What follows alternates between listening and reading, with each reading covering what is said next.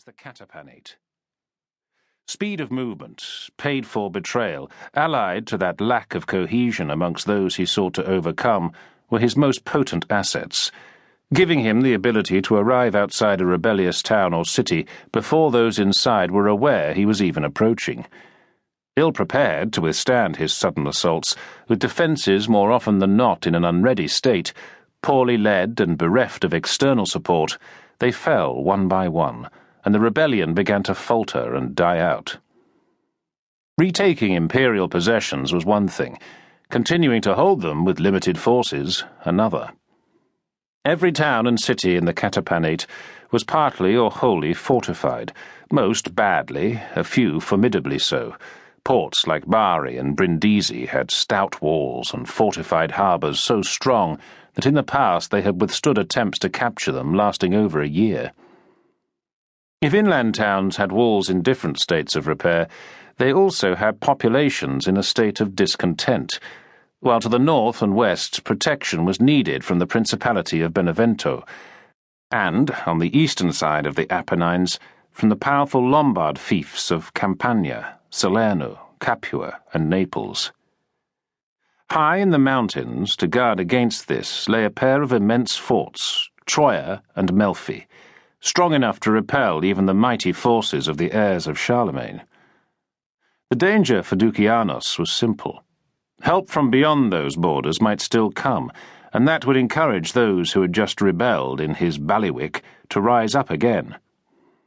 He did not have the troops to hold the vital Adriatic coastline, pacify the inland littoral, and simultaneously man the mountain passes through which danger would come. Norman mercenaries held the northern fortress of Troia, facing a papal fief, the Principality of Benevento, men who had been in the pay of Constantinople for nearly 2 decades. But further south stood the now ungarrisoned bastion of Melfi, which controlled the route into Campania.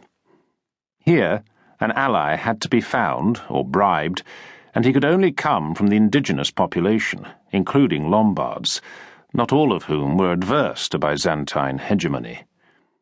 That race contained amongst its number men who had often served the empire faithfully as paid retainers. Arduin of Fassano was one such, and his record in that regard was exemplary. He had just returned from the faltering reconquest of Sicily, where he had led a contingent of Apulian pikemen in the Byzantine service, until he fell out with the irascible general in command, an arrogant giant called George Maniakis.